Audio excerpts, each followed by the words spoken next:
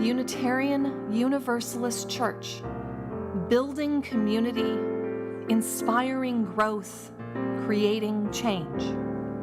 Here in the heart of Kansas City, we come together to create this hour of shared reflection so that we might be renewed in courage for these times and inspired to lives of greater dignity, higher purpose, deeper generosity, and more effective action.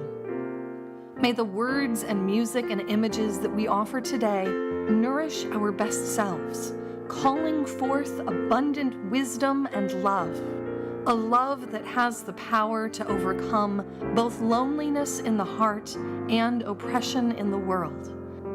Welcome to our service.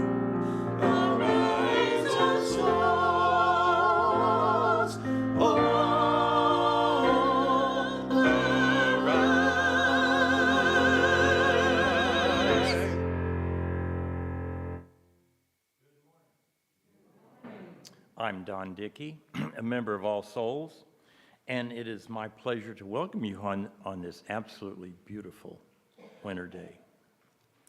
Whether you are here in the room or watching online, we are glad you are here. Your presence enriches all of us and our time together. We are a Unitarian Universalist congregation. Our tradition is a large tent with room for many beliefs and approaches to the questions that matter. It is our values of inclusion, compassion, and justice that holds us together. We seek to build the beloved community, making room for everyone and creating a world where everyone's needs are met. You may be new here this morning. Welcome. Please bring your questions about the church, Unitarian Universalism, and the service right back here at the front of the sanctuary after getting a cup of coffee following the service. Church members will lead this time of informal conversation. We know that first time attending a church, you may want to keep a low profile and just check things out quietly. That's great. We're glad you're here. And if you're excited about being here and to let all of us know that you are, we invite you to raise your hand at this time. This is for the people who are new and excited.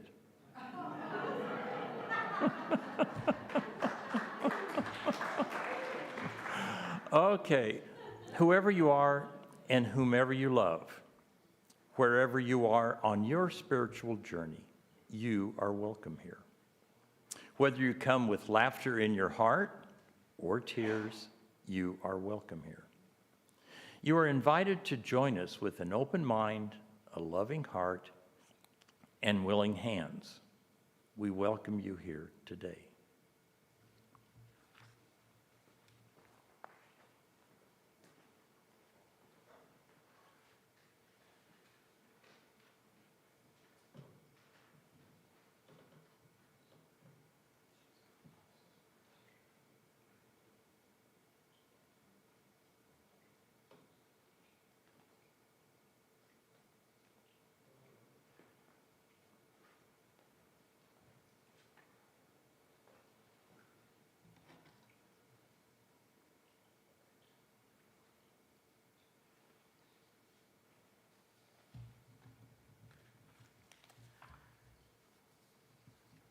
We gather this morning on the eve of Thanksgiving, a holiday both simple in its premise and complex in the history of our nation and culture.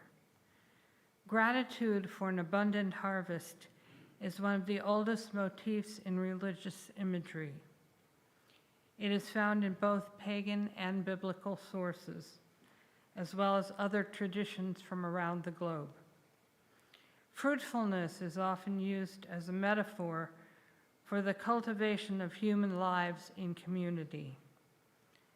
As we shall see, the giving of thanks is an important spiritual capacity and discipline. Yet we must make an accounting of history as well as nature.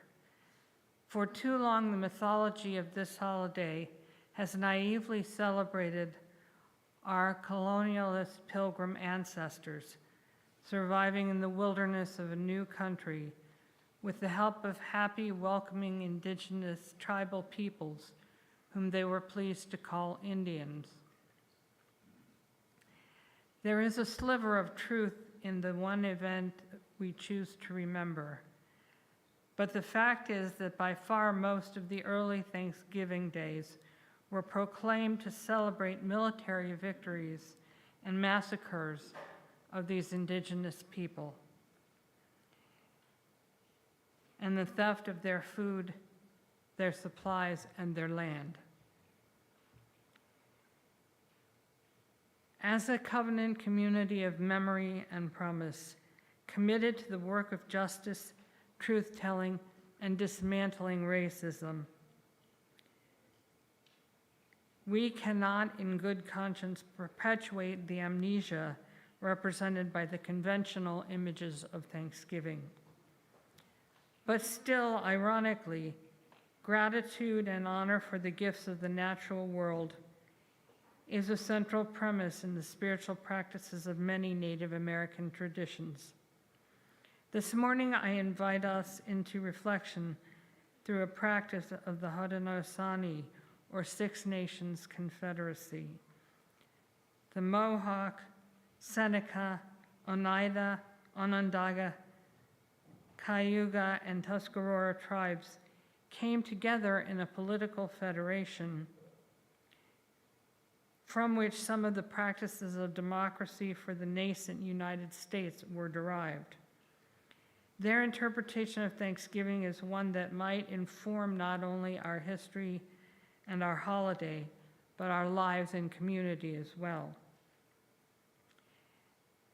May we be thankful for the truth, however difficult, as well as the comforts of our culture. May we attend to the needs of the earth, even as we accept its gifts.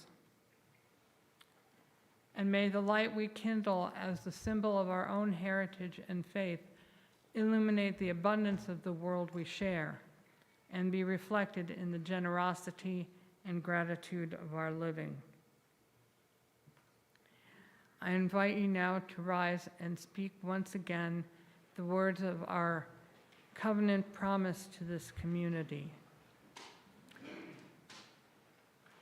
Together we affirm, goodwill is the spirit of the church, and service is its law. This is our great covenant, to dwell together in peace, to seek the truth in love, and to help one another. Please be seated.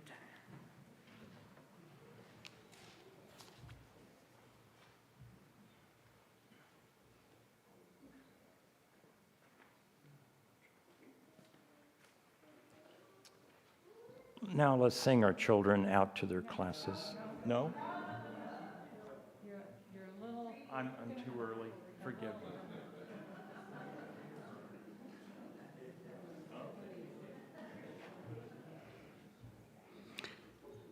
This is a poem called Wisdom from a November 6th Facebook post by Peggy Clark.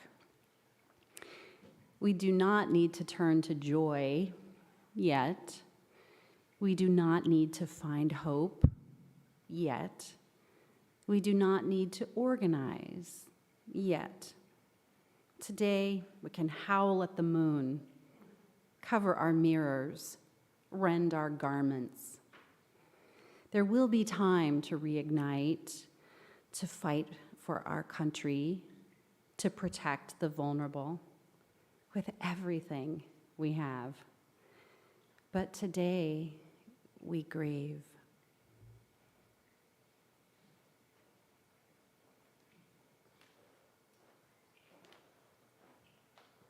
So the day after the election, Venice Williams, director of Milwaukee's oldest farmers market, Fondley Food Center, and cultural and spiritual midwife at Clara Healing Institute, shared a reminder that justice isn't an occasional task, it's an continuous, urgent calling.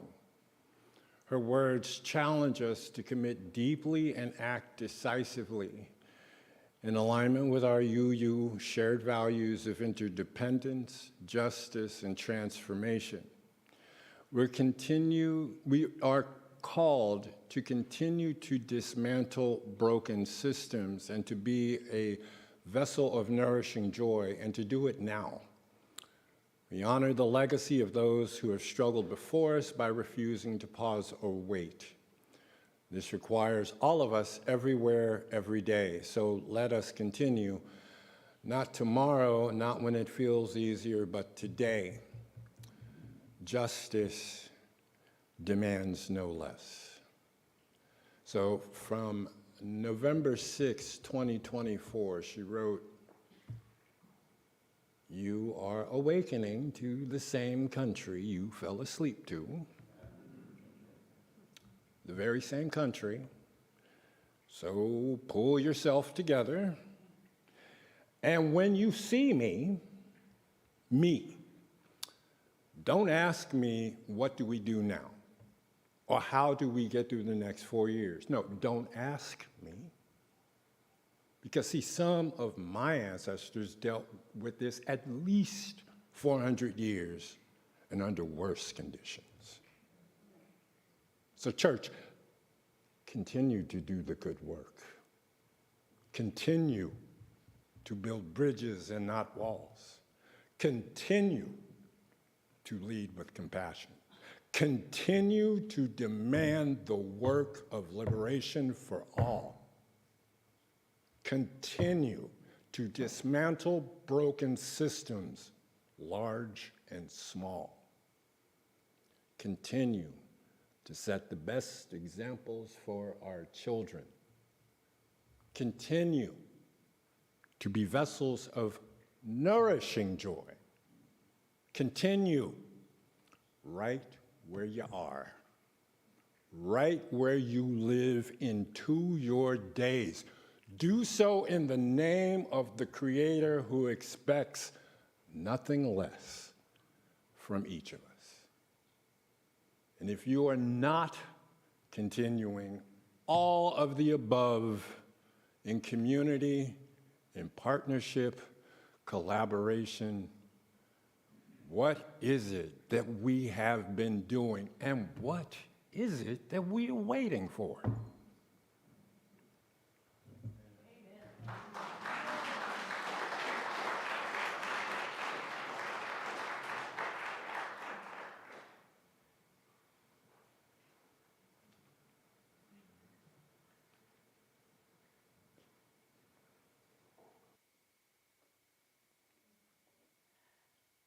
Robin Wall Kimmerer is an author, a mother, a scientist, a professor of environmental biology, and an enrolled member of the Citizen Potawatomi Nation. She is also the founder and director of the Center for Native Peoples and the Environment. In her book, Braiding Sweetgrass, she reflects from a scientific perspective on the wisdom of the ways in which the indigenous peoples of this continent have traditionally interacted with the natural world. One of the customs she explores is the Haudenosaunee Thanksgiving Address, a call to shared acknowledgement of the gifts of life that is intended to precede any formal gathering of the people. It is both ironic and tragic that the holiday of Thanksgiving among the European colonists in North America originated primarily in their gratitude for military victories over the existing inhabitants of the land they aspired to settle. The initial hospitality of those they termed Indians quickly soured in the face of exploitation and genocide, which has made the American celebration of a romanticized past every year a very troubling moment for the modern descendants of those indigenous peoples. Nevertheless, an attitude of thanks for all the gifts that constitute the natural world is an element of Native cultures that cannot be eradicated and continues to be passed down the generations. And so it seems appropriate in this time when those of us who are racialized as white are striving to listen in a new way to the voices of people of color. That we might want to attend to Robin Kimmerer's interpretation of this ritual of giving thanks that is long-standing practice among some Native Americans. She writes that the Onondaga school near her home in New York, the week begins and ends not with the Pledge of Allegiance, but with the Thanksgiving address, a river of words as old as the people themselves, known more accurately in Onondaga language as the words that come before all else. This ancient order of protocol sets gratitude as the highest priority. The gratitude is directed straight to the ones who share their gifts with the world. It is said that people were instructed to stand and offer these words whenever they gathered, no matter how many or how few, before anything else was done. The Pledge of Allegiance, as white Americans know it, has no place here. Onondaga is sovereign territory, surrounded on every side by the republic for which it stands, but outside the jurisdiction of the United States. Starting the day with a Thanksgiving address is a statement of identity and an exercise of sovereignty, both political and cultural, and it is so much more. In this ritual, people are reminded that every day, beginning with where their feet first touch the earth, they are to send greetings and thanks to all the members of the natural world.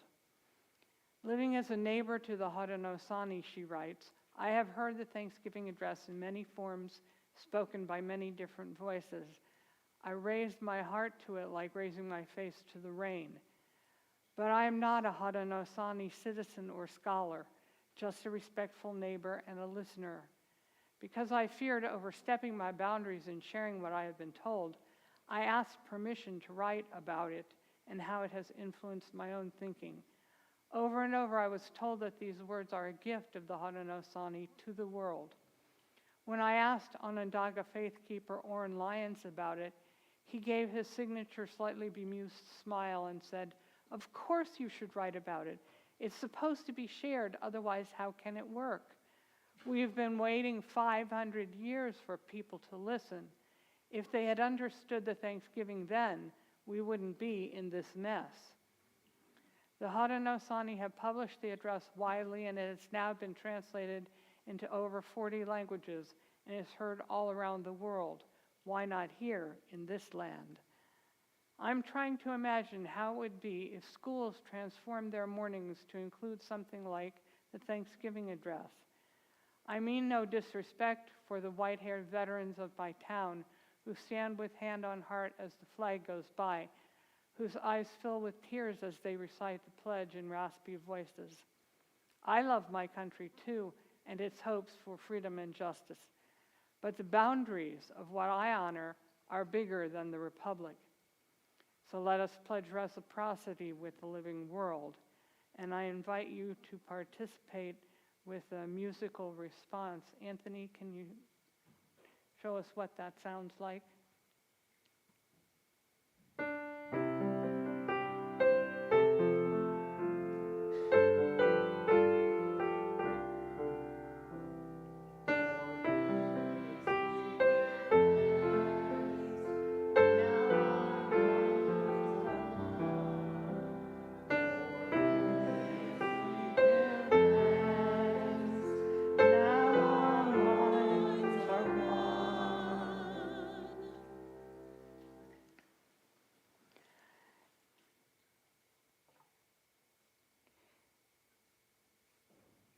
The Haudenosaunee interpretation of the Thanksgiving address begins with the people themselves.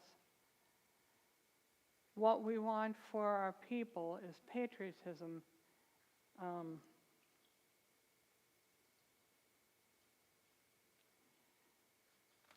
And may we attend to the needs of the earth even as we accept its gifts.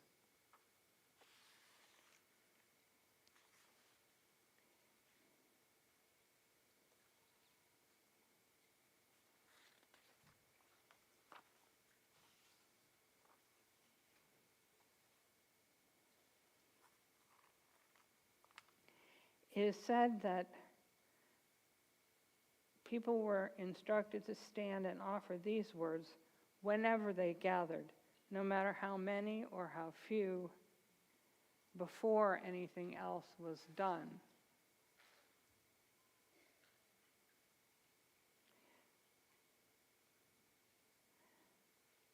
Onondaga is sovereign territory surrounded on every side by the republic for which it stands, but it is sovereign territory. Starting each day and each gathering with a Thanksgiving address is a statement of identity and an exercise in sovereignty.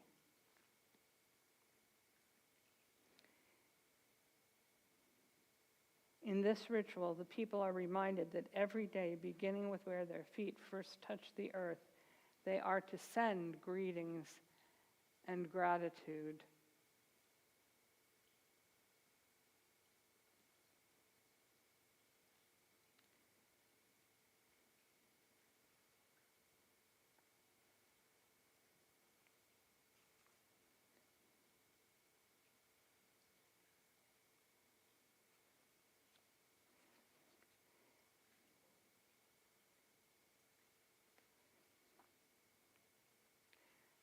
The boundaries that I honor, she writes, are bigger than the republic. So let us pledge reciprocity with the living world. The Thanksgiving address describes our mutual allegiance as human delegates to the democracy of species. If what we want for our people is patriotism, then let us inspire true love of country by invoking the land herself. If we want to raise good leaders, let us remind our children of the eagle and the maple. If we want to grow good citizens, then let us teach reciprocity. If what we aspire to is justice for all, then let it be justice for all of creation. The words are simple, but in the act of their joining, they become a statement of sovereignty, a political structure, a bill of responsibilities, and an educational model, a family tree, and a scientific inventory of ecosystem services. It is a powerful political document, a social contract, a way of being, all in one piece, but first and foremost, it is the credo for a culture of gratitude. Today we have gathered, and when we look upon the faces around us, we see that the cycles of life continue through the generations. We have been given the duty to live in balance and harmony with each other and all living things. So now let us bring our minds together as one and give greetings and thanks to each other as people.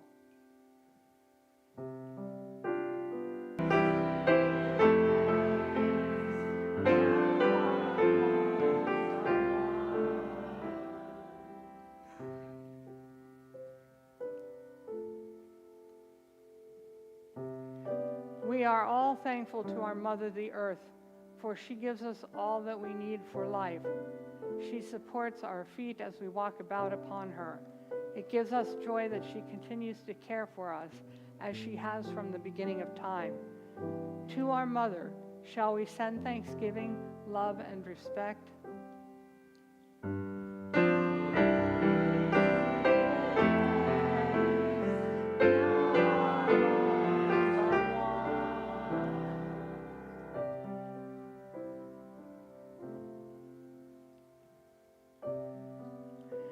We give thanks to all the waters of the world for quenching our thirst and providing us with strength and nurturing life for all beings.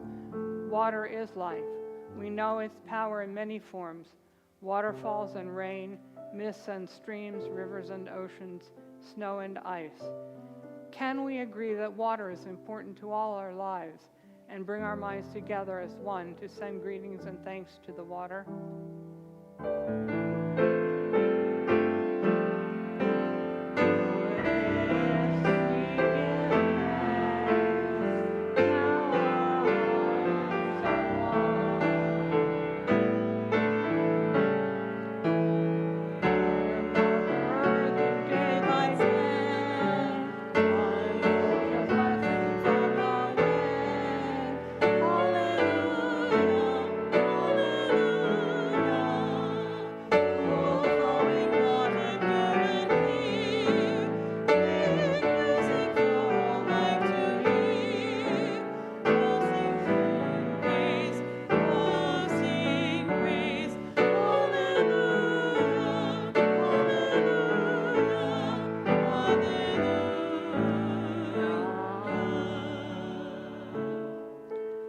I'm told that the Thanksgiving address is at heart an invocation of gratitude, but it is also a material scientific inventory of the natural world. Another name for the oration is greetings and thanks to the natural world. As it goes forward, each element of the ecosystem is named in its turn, along with its function. It is a lesson in native science. Now we turn toward the vast fields of plant life. As far as the eye can see, the plants grow, working many wonders. They sustain many life forms. With our minds gathered together, we give thanks. Do we not all look forward to seeing plant life for many generations to come?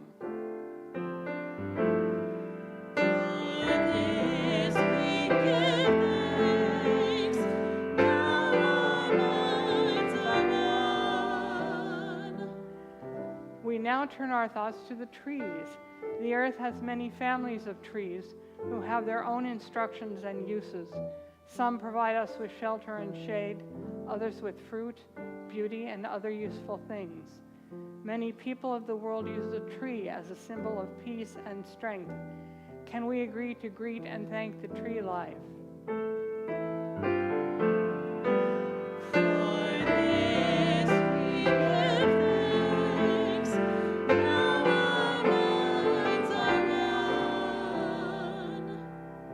With one mind, we turn to honor and thank all the food plants we harvest from the garden. Since the beginning of time, the grains, vegetables, beans, and berries have helped the people survive. Many other living things draw strength from them too. Shall we gather all the plant foods together as one and send them a greeting of thanks?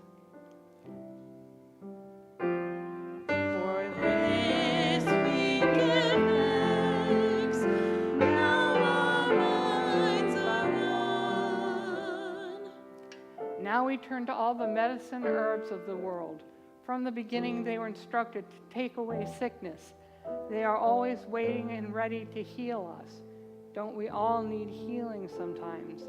Are we not happy that there are still among us those special few who remember how to use these plants for healing? With one mind, let us send thanksgiving, love, and respect to the medicines and the keepers of the medicines.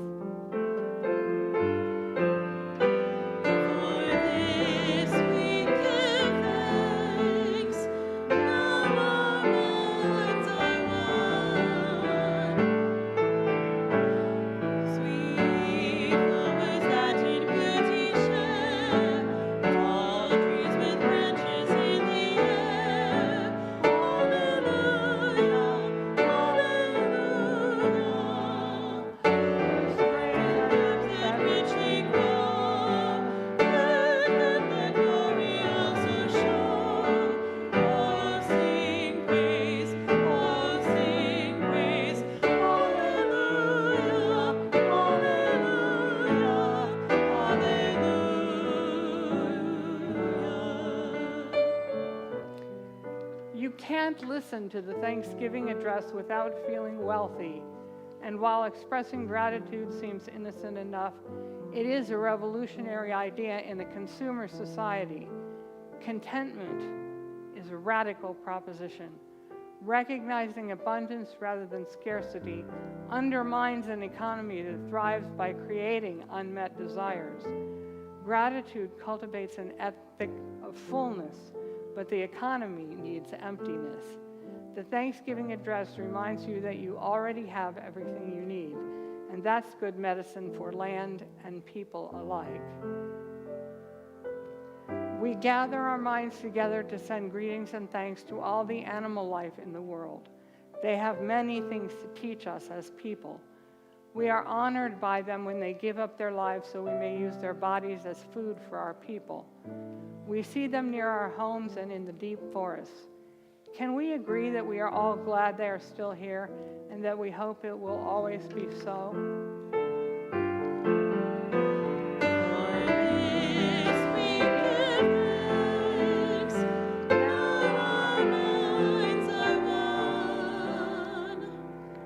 We put our minds together as one and thank all the birds who move and fly about over our heads. The Creator gave them beautiful songs. Each morning they greet the day with song and remind us to enjoy and appreciate life. The eagle was chosen to be their leader. To all the birds, from the smallest to the largest, let us send our joyful greetings and thanks.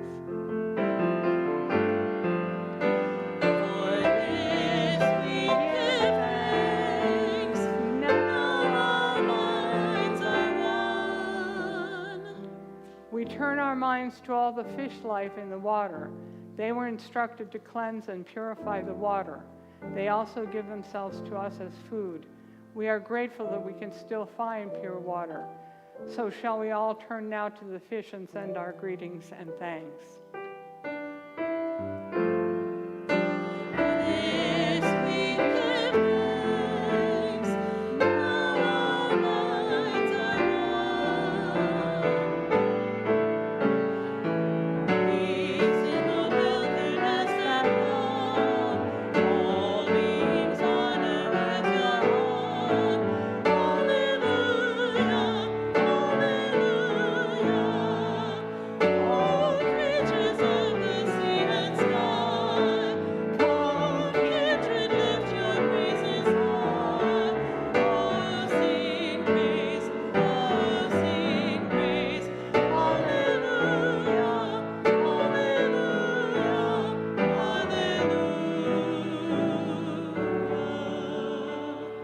The Thanksgiving address is a reminder we cannot hear too often that we human beings are not in charge of the world, but are subject to the same forces as all the rest of life. What would it be like to be raised on gratitude, to speak to the natural world as a member of the democracy of species, to raise a pledge of interdependence? No declarations of political loyalty are required, just a response to a repeated question: can we agree to be grateful for all that is given? What happens to nationalism, to political boundaries, when allegiance lies with winds and waters that know no boundaries, that cannot be bought and sold? We are all thankful for the powers we know as the four winds. We hear their voices in the moving air. They refresh us and purify the air we breathe. They help to bring us the change of seasons. From the four directions they come, bringing us messages and giving us strength. Can we agree with one mind to send our greetings and thanks to the four winds?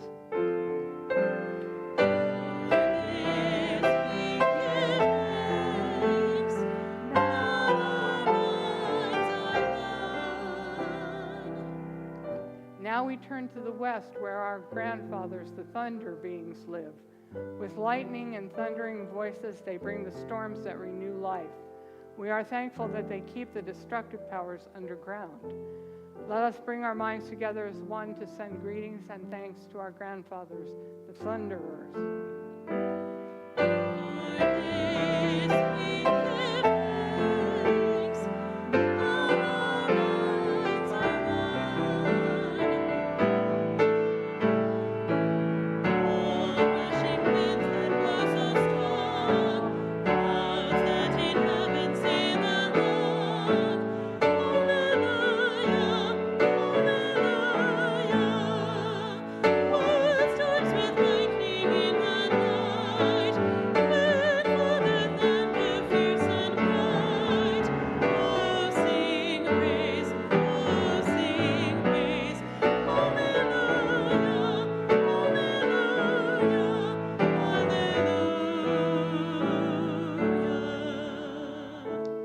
The address is, by its very nature, of greetings to all who sustain us, long. Part of its power surely rests in the length of time it takes to send greetings and thanks to so many. The listeners reciprocate the gift of the speaker's words with their attention, and by putting their minds into the place where gathered minds meet. You could be passive and just let the words and the time flow by, but each call asks for the response.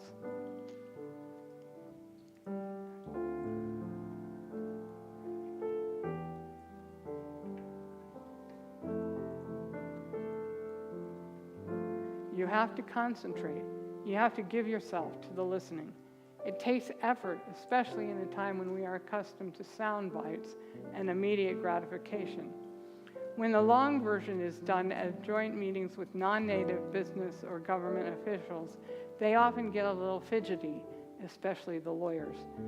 My own students profess to cherish the opportunity to share this experience, and yet it never fails that one or a few comment that it goes on too long. Poor you, I sympathize. What a pity that you have so much to be thankful for.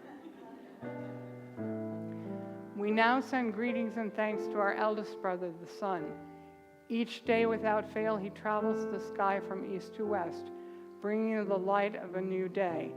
He is the source of all the fires of life. Surely we can agree with one mind to send greetings and thanks to our brother, the sun.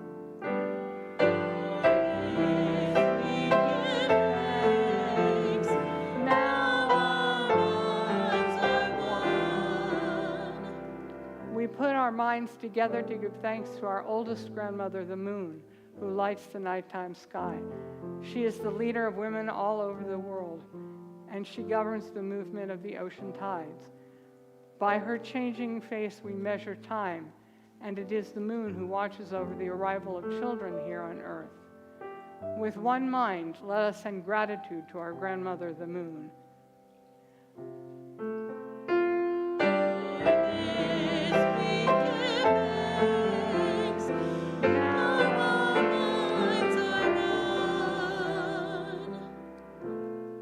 Let us also give thanks to the stars who are spread across the sky like jewelry. We see them in the night, helping the moon to light the darkness and bringing dew to the gardens and growing things. When we travel at night, they guide us home. Don't we all appreciate the stars? With our minds gathered together as one, shall we send greetings and thanks to the stars?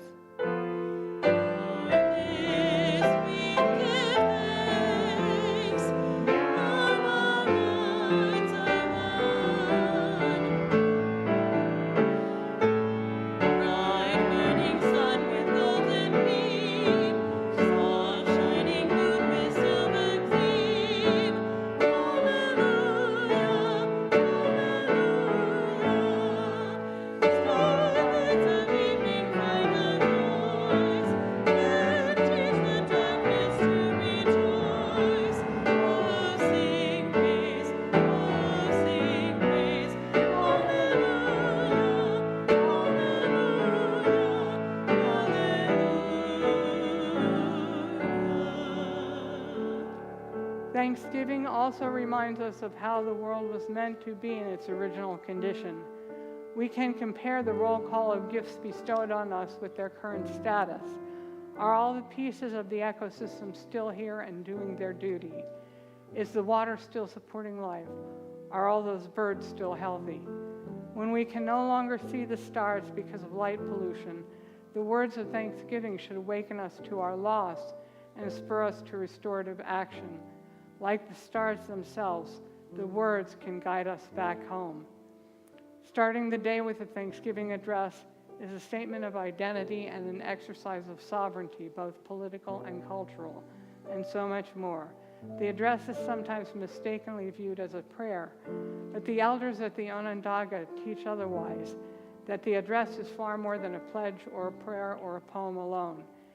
It is simply the words that come before all else. We gather our minds to greet and thank the enlightened teachers who have come to help throughout the ages. When we forget how to live in harmony and balance, they remind us of the way we were instructed to live as people. Don't we all have caring teachers and spiritual leaders to send greetings and thanks?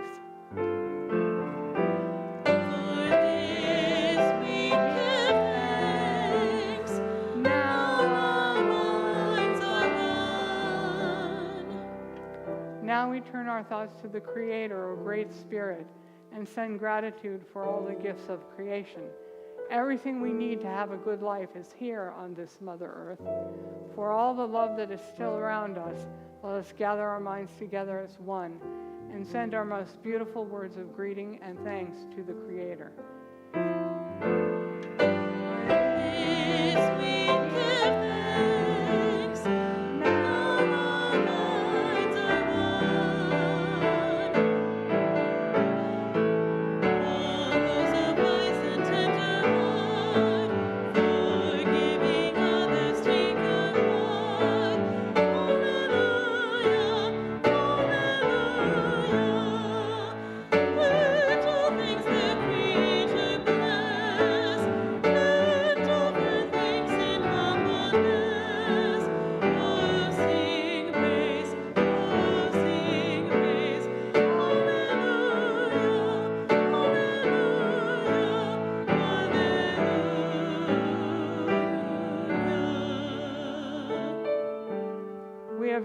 arrived at the place where we end our words. Of all the things we have named, it was not our intention to leave anything out. If something was forgotten, we leave it to each individual to send such greetings and thanks in their own way.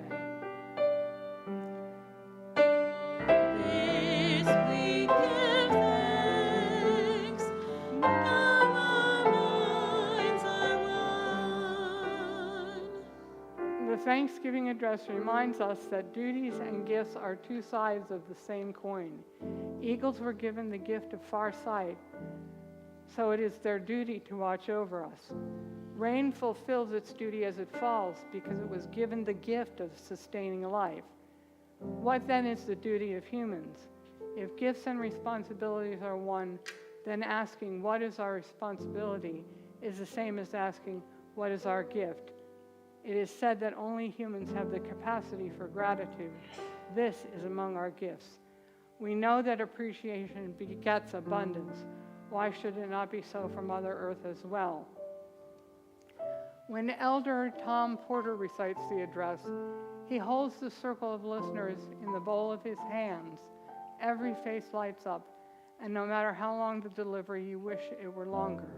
He says, "Let us pile up our thanks like a heap of flowers on a blanket. We will each take a corner and toss it high into the sky. And so our thanks should be as rich as the gifts of the world that shower down upon us. And so there we stand, grateful in a rain of blessings. So be it for you, for me, and for all people. Happy Thanksgiving."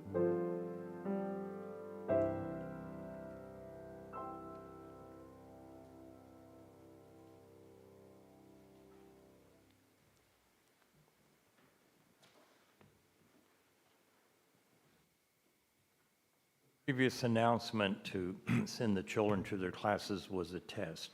I'm pleased to report you all passed.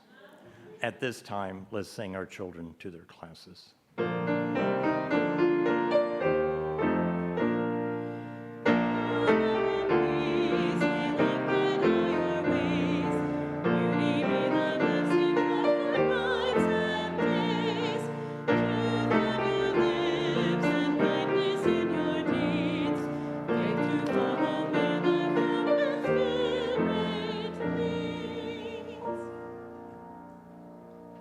Hi, I'm Diane Spencer. When I discovered All Souls about 20 years ago, it was like I had found a home, moving to a red state after being on the East Coast for a number of years. It's like I had found my community, my peeps, you guys. And I just wanted to go out into the lobby and give everybody a big hug. And I still feel that way some days. And while I can't really go around giving everybody a hug all the time, I figured out a way that I can sort of give you a hug. I pledge and I drop money into the basket each week.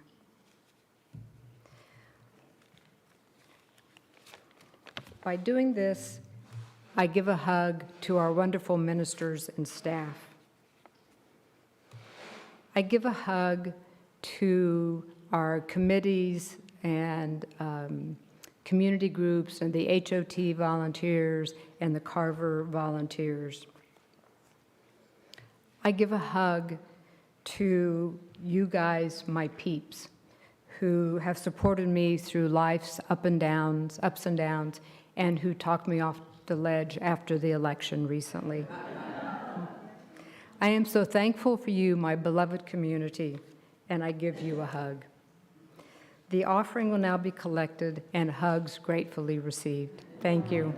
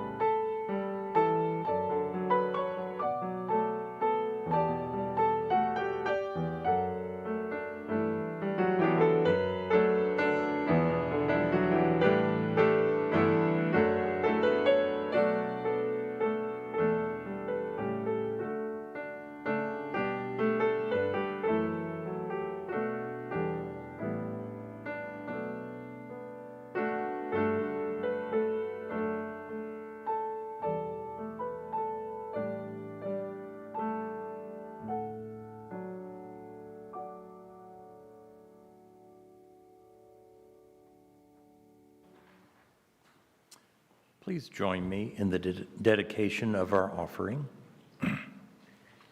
We dedicate our offerings and our actions to the mission at the heart of this congregation, to build a respectful, caring community, to inspire personal and spiritual growth, and to create change toward a just and compassionate society.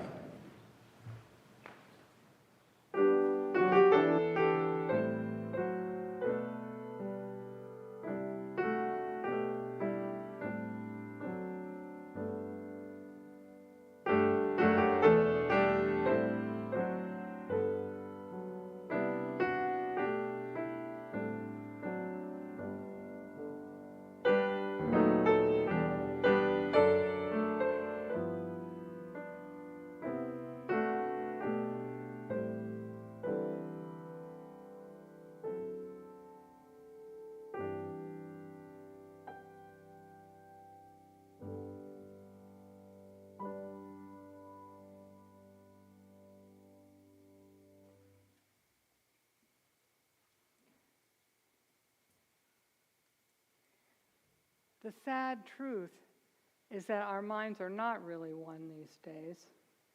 We do not have, as the Haudenosaunee community has had for centuries, either a personal or a collective spiritual practice of gratitude that summons us to honor the beauty and generosity of the earth's elegant interdependencies and the cultural structures that support positive human relationships and expectations for the values to be adhered to by those who would exercise power and make leadership decisions.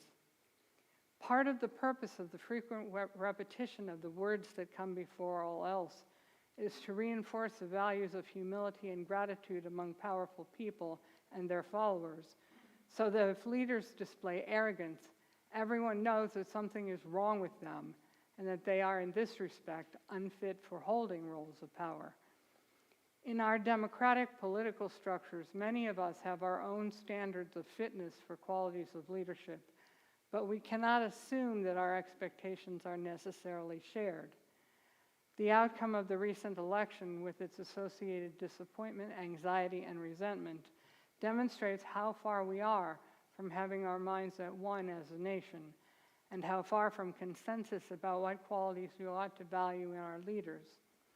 I remember how disappointed and discouraged I was in 2016 when Hillary Clinton lost that election to Donald Trump, and how hopeful I have been that after a 4-year demonstration of his leadership values, our nation would not choose to repeat that error. I remember going to bed exhausted and heartsick 2 weeks ago and waking up the next morning wondering how to maintain the behavioral distinction between disappointment and sheer despair. Venice Williams' advice caught my attention by pointing out that some of her and our own enslaved ancestors dealt with centuries of oppression under worse conditions, and summoning all of us to continue to do good work by setting the best example for the children and being vessels of nourishing joy, which of course is what we should be doing all along, because what is the alternative anyway? And what is it that we are waiting for? That was when the realization clicked into place in my head that I still have a choice. What shall I be a vessel of? It's no use to be a vessel of despair. That is what the opposition wants us to do, lose hope because we didn't get what we wished for. What I need to do now is to be a vessel of reverence and gratitude. We all need to be vessels of resilience and perseverance, vessels of partnership, of community and collaboration. Then Peter Brower's post named all the things that we will need to gather our shattered confidence and do, but not instantly.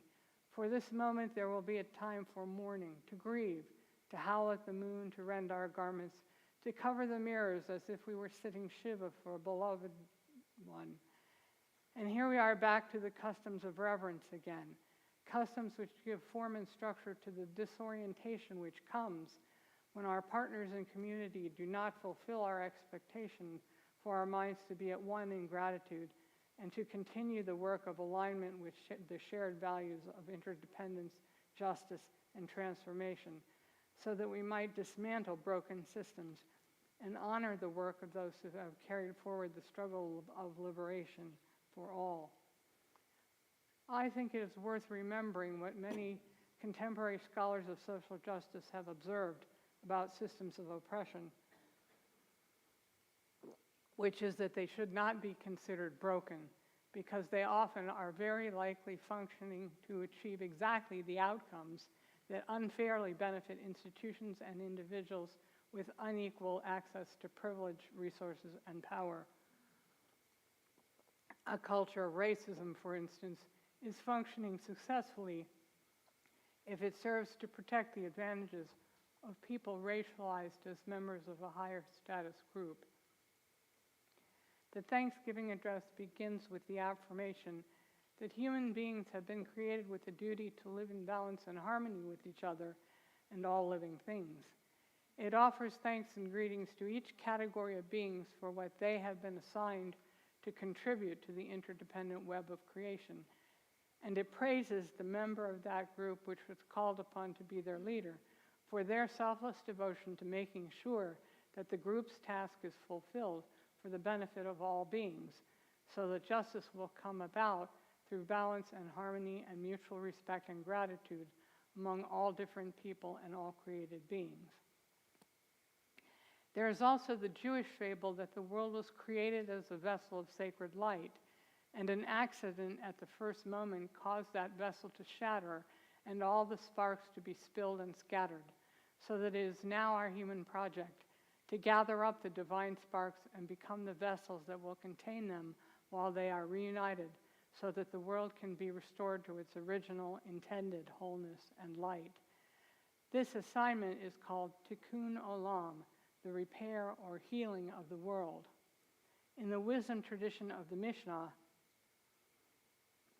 Rabbi Tarfon is quoted as saying of Tikkun Olam that you are not obligated to complete the work, but neither are you free to abandon it. Even in your discouragement and distress, it is through gratitude, appreciation, and reverent righteousness that we can call together the scattered sparks of creation's light and fulfill humanity's essential task. In this sense, our assignment is no greater now than it has ever been. You and I are summoned to heal the world through thanks, by bringing our minds into the unifying practice of gratitude. As long as there is inequality and oppression in the world, we will need to be vessels of sorrow and of protest, seekers of balance and harmony who can testify what the world ought to be and bear witness to gratitude for all that connects us. We didn't just awaken on the morning after the election to the discovery that we have work to do now. We always have had, and we can only hope to succeed in our assignment of Tikkun Olam if we come to it as full vessels of gratitude and thanks. We are not alone in this task. We never have been. It is when we lift our hearts in thanksgiving with prayers and songs of praise that we become fully human and take our proper place in the world that we are given. So let us rise and join our voices together in the community of familiar song.